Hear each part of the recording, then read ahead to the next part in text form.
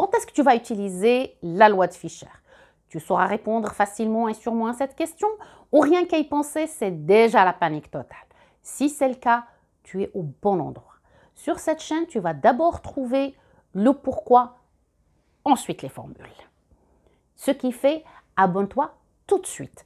Car j'ai constaté que chez beaucoup de mes étudiants, le côté un petit peu abstrait des mathématiques et des statistiques les empêchait d'avoir l'utilité et la puissance de ces outils pour une prise de décision éclairée et informée, que ce soit pour le business ou pour tout autre domaine. D'ailleurs, c'est la raison principale qui m'a amené à mettre en place le site amoilestat.ch qui est conçu sur le même principe. D'abord le sens, ensuite les formules. Je t'ai mis le lien dans le descriptif, va jeter un coup d'œil, il y a du contenu gratuit, il y a également des offres. Et si rien ne te convient, contacte-moi et certainement je ne vais pas te laisser tomber. On commence à répondre à notre question. La loi de Fisher, qui est appelée aussi loi de Fisher-Snedecor, est une distribution pour les variables continues. Donc, c'est une distribution de probabilité continue. Si tu as un petit peu de mal à définir facilement et sûrement la nature d'une variable, va jeter un coup d'œil. Le lien apparaît en haut sur une vidéo qui l'explique clairement et facilement. Ce qui fait pour une bonne fois pour toutes, tu sauras déterminer sans aucun doute la nature d'une variable et c'est très important de savoir de le faire. Elle est utilisée pour comparer deux variances issues de deux échantillons indépendants. Elle est également centrale dans ANOVA, c'est-à-dire l'analyse des variances. Donc, et les tests de rapport de variance. Donc, en un mot, c'est lorsque tu cherches à analyser les variances. Je vais donner quelques exemples. Par exemple, deux machines qui produisent des pièces et puis on aimerait savoir quelle est la plus régulière, l'une ou l'autre, par exemple. On peut aussi, un exemple très courant aussi, c'est les notes des examens, la variabilité ou la variance des notes entre deux groupes. On a aussi, par exemple, un investisseur qui veut savoir la volatilité d'un portefeuille par rapport à un autre. Donc, quand on étudie les variances, souvent, on aura ce qu'on appelle un rapport des variances. Et quand il est trop grand ou trop petit, eh ben ça implique ou ça indique que les variances entre l'hypothèse en fait que les variances entre les deux populations sont égales. Donc ça remet en question quand on a ce rapport qui est petit ou grand. Donc le F est égal à S1 au carré, donc c'est la variance de l'échantillon 1 divisé par la variance de l'échantillon 2. Et ce rapport-là, il suit F, D1 et D2. Donc ici, le D1 et le D2, c'est les degrés de liberté. La loi de Fisher dépend justement de deux paramètres, D1 et D2 qui sont des degrés de liberté. Alors, j'ai mis ici quelques courbes avec différents degrés de liberté. Et puis, si tu regardes bien la courbe, tu vas voir qu'avec des petits D1 et D2, la courbe est très asymétrique, avec une traîne plutôt, comme tu peux le constater, une traîne vers la droite, donc une longue traîne vers la droite. Et bien sûr, plus D1 et D2 deviennent grands, plus la courbe, elle devient plutôt centrée et proche de 1. Donc ça ressemble à la fameuse loi normale. Ici pour les variances. Si également tu n'as pas vu la vidéo pour la loi normale, va jeter un coup d'œil, le lien apparaît, ça vaut le coup. Alors, comme on a vu, comme toutes les autres lois, ben, la loi de Fisher, elle a aussi une moyenne. Donc, pour les distributions, comme on l'a vu, on parle plutôt d'espérance. Donc, l'espérance pour la loi de Fisher, E de f est égal D2 sur D2 moins 2. Donc, bien sûr, ici, il faut que D2 soit différent de 2, parce que si elle est égale à 2, ben, le dénominateur est le de 0. Alors ici, j'ai pris également un D1 qui est constant. J'ai pris 5, juste un choix non scientifique, c'est juste par convention comme ça, j'ai pris 5. Et puis regarde la moyenne, comment elle varie en fonction de D2.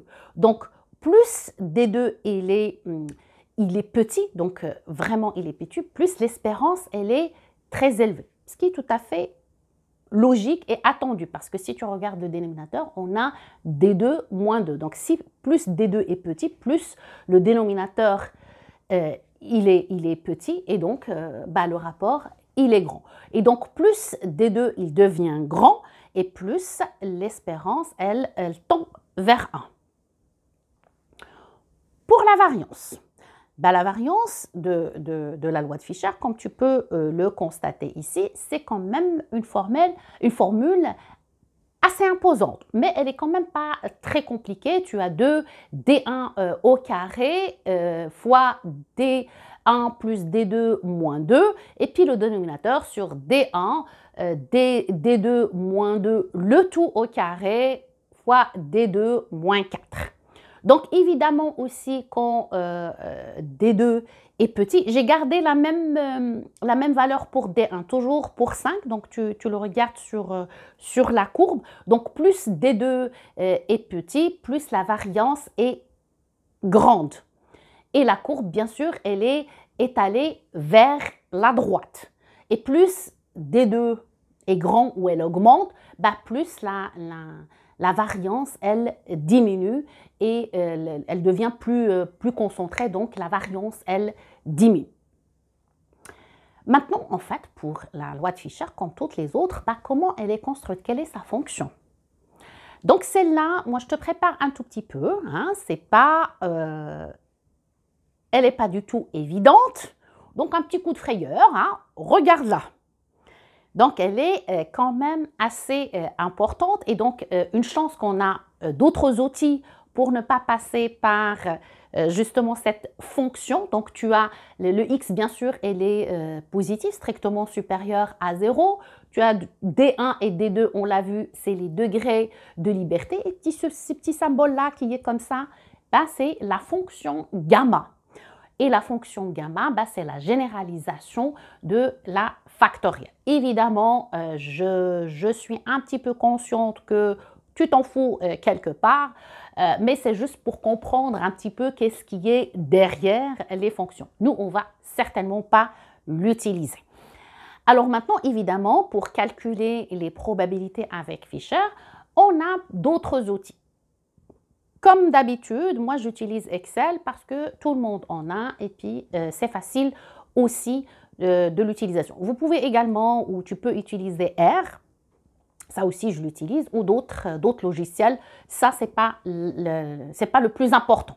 Donc pour calculer P de X inférieur ou égal à K ou strictement inférieur, on est en continu, donc strictement inférieur ou inférieur ou égal, c'est la même chose. Donc, pour la fonction Excel, on a loi.fisher.n et on met le cas, c'est-à-dire le seuil pour lequel on cherche notre probabilité.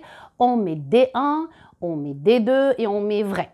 Donc, c'est juste une petite remarque, si tu veux. Donc, dans la fonction Excel, dépendamment de ta version, avant, si tu avais suivi déjà mes autres vidéos, j'avais virgule, par exemple, dans les fonctions. Bah, cette version-là, j'ai point virgule. J'ai fait un screenshot. Donc, toi aussi, quand tu mets égal et que tu mets ta fonction, bah, tu regardes. Si c'est point virgule, tu mets point virgule. Si c'est virgule, bah, tu mets virgule. Et puis tu as la probabilité que tu cherches. Si c'est supérieur ou égal, c'est-à-dire P de X supérieur ou égal à K, soit tu fais 1 moins P de X, ou la formule direct, loi.f.droite, et on met directement le cas D1, D2, et c'est tout. Maintenant, si on l'applique à un autre exemple, supposons qu'on veut P de x supérieur ou égal à 3,3. Ça, si soit j'applique la formule que je viens de dire directement droite, c'est-à-dire je mets loi.f.droite et je mets 3,3, je mets 5 et 20, ou je mets 1 moins loi.f.n et je mets 3,3, 5, 20, et je mets vrai, j'obtiens la même chose, est égal à 0,025. Souvent aussi, on cherche le seuil qui nous donne une certaine probabilité. Si je cherche P de x inférieur ou égal à que est égal à P, là, je vais utiliser est égal loi.f inverse et je mets P D1, D2. Et si je cherche P de x supérieur ou égal à que est égal à une certaine probabilité, ici aussi, j'ai deux façons de faire. Soit je fais est égal loi.f.1 inverse et je mets 1 moins P. Donc le 1, il est dans la probabilité et non à l'extérieur. Donc je mets 1 moins P et je mets D1, D2 et c'est bon. Autrement, je peux aussi utiliser loi inverse mais droite et dans ce cas, je mettrai mon P. Et D1, D2 et je vais obtenir le seuil que je cherche. Par exemple, pour le premier, si je cherche P de x inférieur ou égal à que qui me donne 0,95, ben là, je vais faire loi.f.1 inverse et je mets 0,95, 5, 20, enter et je vais avoir à peu près 2,7. Et si maintenant je cherche P de x supérieur à un certain seuil que est égal à 0,1, ben je peux mettre directement la formule, donc loi.f.inverse et je mets 0, droite d'abord, droite, et là je vais mettre 0,1, je mets 5 et je met 20. Sinon, si je veux utiliser un moins, le 1, il n'est pas à l'extérieur de la fonction, il est vraiment à l'intérieur. C'est-à-dire, je vais mettre loi.f.inverse et c'est à l'intérieur où je vais mettre 1 moins 0,1. Et je mets 5 et 20 et j'obtiens la même chose, donc 2,15 à peu près. Le seuil qui me donne cette probabilité-là. Je vais également faire un petit récapitulatif en comparant toutes les lois qu'on a déjà vues. Et ça va être beaucoup plus pratique au début du quiz. Je le ferai vraiment au début du quiz. Là, on a un petit peu fait le tour pour la loi de Fisher. Pour vérifier si c'est assez clair ou pas dans la petite tête, comme d'habitude, mets la vidéo sur pause, écris tes réponses, n'oublie pas de mettre ton score et allons-y au feu. Avant de passer aux questions, j'aimerais bien juste faire un récapitulatif pour comparer les lois qu'on a déjà vues, ce que j'ai indiqué pendant le cours. Alors, allons-y. Donc, on va comparer la loi, le symbole, c'est-à-dire quand on veut représenter une variable avec cette loi-là, la fonction Excel pour P de x inférieur ou égal à k, le paramètre dont dépend la loi, est-ce qu'elle est symétrique ou pas, et l'utilisation principale. On commence par notre loi vedette, la loi normale. Donc, le symbole, c'est n, mu et sigma carré. Loi normale, ça c'est pour la fonction Excel, n, k, mu. Et fais attention ici, c'est sigma et non sigma carré. Est vrai. Donc, moyenne et l'écart type, est-ce qu'elle est symétrique? Oui. L'utilisation principale, c'est quand tu veux faire des estimations pour la moyenne et des tests d'hypothèse. Pour la loi student, qui est la petite sœur de la loi normale, on la représente avec cette jolie lettre T, DL, loi student.n, K, DL vrai. et elle dépend uniquement du degré de liberté qui est égal à la taille de l'échantillon moins 1. Évidemment qu'elle est symétrique et elle est utilisée pour l'estimation des moyennes et aussi pour les tests d'hypothèse, particulièrement quand la taille de l'échantillon elle est petite et que tu n'as pas la variance ou l'écart type population. La loi Kikaré qu'on trouve avec KHI particulièrement pour les références ou dans la littérature francophone, et CHI au carré ou 2 des fois aussi, c'est particulièrement pour la littérature anglophone. Et on la note qui carré et DL, loi point qui 2 point N, K, DL est vrai, et DL degré de liberté. Donc ici, ça va dépendre vraiment du type de test que tu vas faire. La symétrie, ben non, elle n'est pas symétrique et elle est utilisée surtout dans les tests d'ajustement et d'indépendance. Surtout quand tu as aussi des variables qualitatives pour les tests particulièrement d'indépendance. Et la loi Fischer qu'on vient de voir, donc CF, DL1 et DL2. Et puis tu as loi.f.n, K, DL1, DL2 est vrai. Juste encore, je l'ai déjà dit, mais je le redis, pour les fonctions Excel, regarde ce que tu as dans ton Excel, soit virgule ou point virgule. Et les paramètres, c'est DL1, DL2 qui sont les degrés de liberté aussi que tu calcules en fonction de ce que tu as. Et est-ce qu'il est symétrique? Ben non, elle n'est pas symétrique et on l'utilise pour comparer des variances ou ANOVA parce que ANOVA aussi, elle est utilisée pour comparer finalement des variances.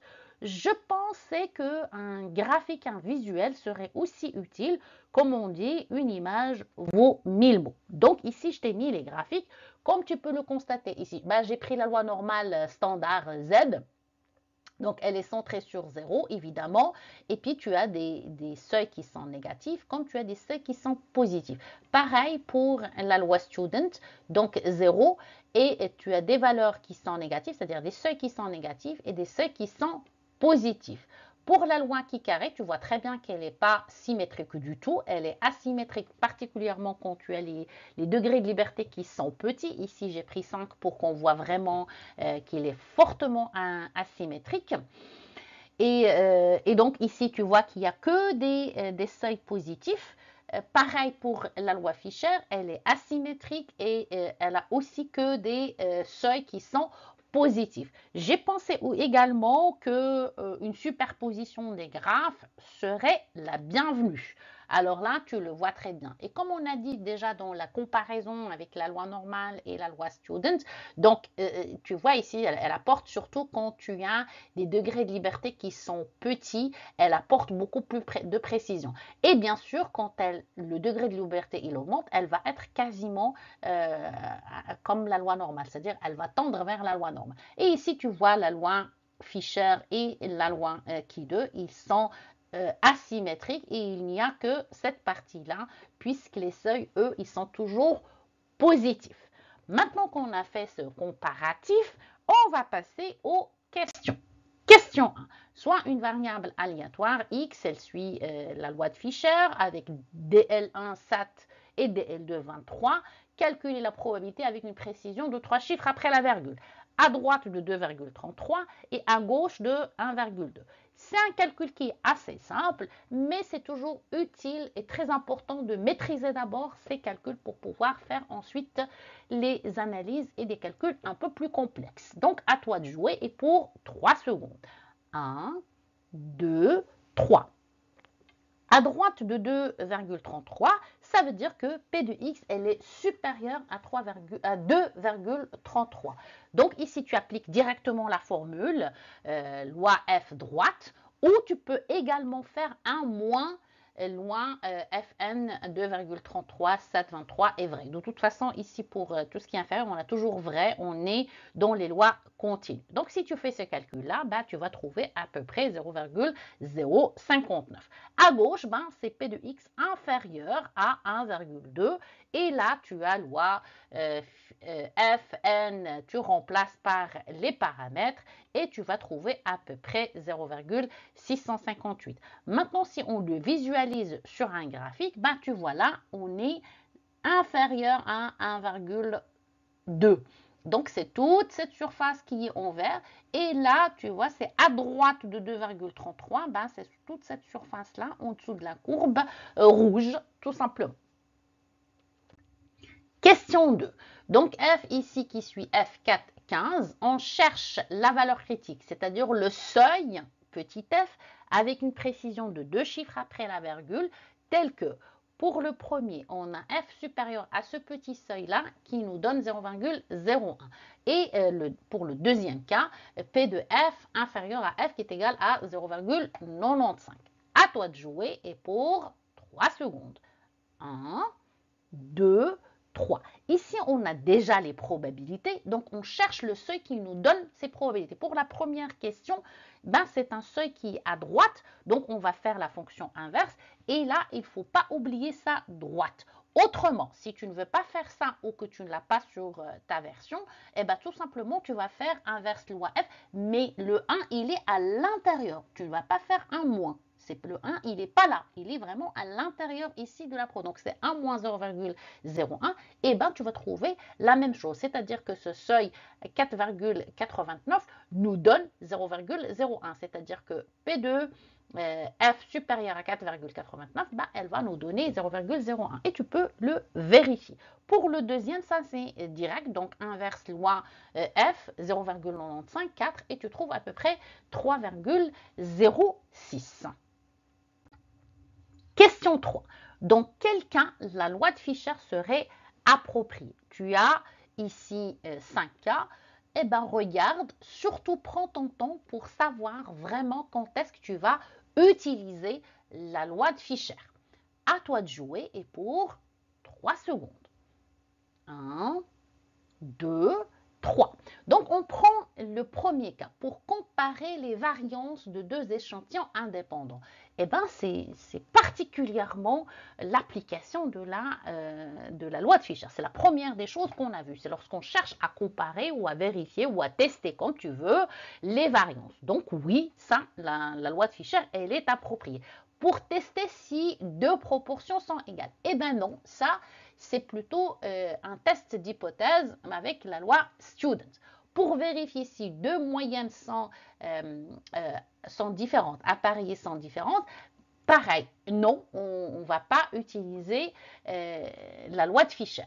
Pour mesurer la corrélation entre deux variables, c'est pareil aussi, on ne va pas utiliser la loi de Fisher. Lorsqu'on teste si les moyennes de plusieurs groupes sont égales. Donc, la différence entre B, pas B, pour C et E, c'est que ici on a deux moyennes. Donc, ce qui est différent ici on a plusieurs moyennes de groupes s'ils sont égales. Ça, c'est le principe de ANOVA. Et on l'a vu dans l'utilisation principale de la loi de Fisher, et ben on l'utilise dans ANOVA.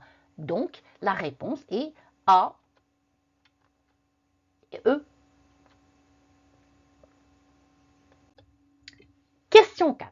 Si on augmente le niveau de signification alpha dans un test utilisant la loi de Fisher, quel est l'effet sur la zone de rejet de l'hypothèse nulle? Donc, tu as ici les 4 propositions. À toi de vérifier. Je t'ai mis ici le graphique. Donc, ça, c'est la zone de rejet pour que tu puisses vraiment visualiser quel serait l'effet si on augmente le risque de première espèce, le alpha, sur la zone de rejet. À toi de jouer et pour une dernière fois, mais toujours pour 3 secondes. 1, 2, 3.